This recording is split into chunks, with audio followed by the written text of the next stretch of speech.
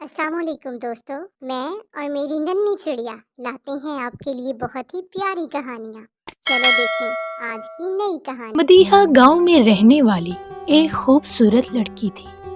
उसके वालिद तैमूर सब्जियों की खेती करते थे और इन सब्जियों को ले जाने के लिए शहर से एक ताजर आता था।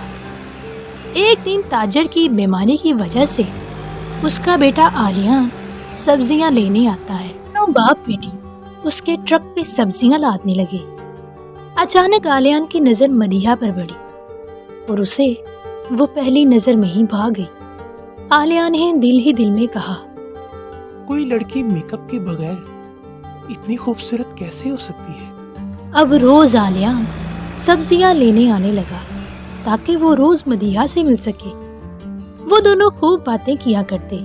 आहिस्ता आहिस्ता आलियान और मदीहा की अंडरस्टैंडिंग बढ़ने लगी। एक दिन आलियान ने अपने बाप से कहा, बाबा मुझे एक लड़की पसंद आ गई है और मैं उससे शादी करना चाहता हूँ। अरे भाई कौन है वो? बाबा चचा तैमूर की बेटी मदीहा। अरे वो लोग हमारे स्टैंडर्ड के नहीं हैं। इस शादी के बारे में सोचना भी मत। लेकिन आलियान ने मदीहा को मना कर कोर्ट मैरिज कर ली। आलियान के वालिदैन ने ठान ली कि वो मदीहा को खूब टॉर्चर करेंगे ताकि वो खुद ही घर छोड़कर चली जाए। आलियान की माँ ने तो काम वाली की भी छुट्टी कर दी ताकि मदीहा पर काम का बोझ बढ़ जाए। लेकिन मदीहा बिल्कुल भी परेशान न हुई और हर काम खूब अच्छे से करती। खास तौर पर वो पराठे बहुत मजे के बनाती थी।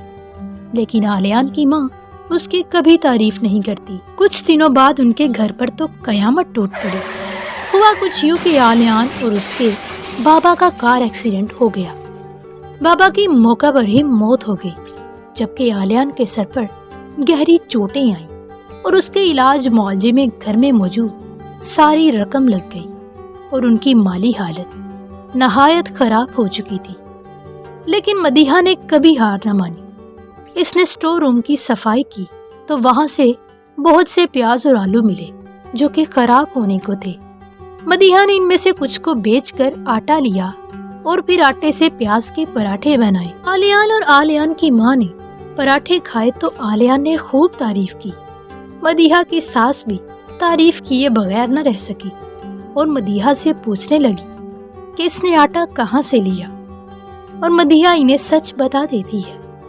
और फिर मदीहा कहती है कि आपको ये पराठे इतने पसंद आए, क्यों ना हम इन पराठों का ठेला लगा लें और जब आलियान ठीक हो जाएगा तो वो ये काम खुद संभाल लेगा। मदीहा की मेहनत के बाइस उनकी रेहड़ी पर लोगों की तादाद बढ़ने लगी। इसके पराठे इतने मजेदार होते कि कोई ग्राहक तारीफ किए बगैर न रह सका। इसके पराठे मशहूर होने लगे। एक दिन इनके पास इतने पैसे हो गए थे कि वो होटल खोल सकें। आलियान मुकम्मल तौर पर सेहतयाब हो चुका था। अब दोनों मियाँ बीवी होटल चलाने लगे और वो फिर से अमीर हो गए। अब मदीहा की सास उससे खूब मोहब्बत करती थी और उससे अपने बुरे सलूक की माफी भी मांगती है। मदीहा अपनी सास को माफ कर देती है और वो सब खुशबाश रहने लगते हैं।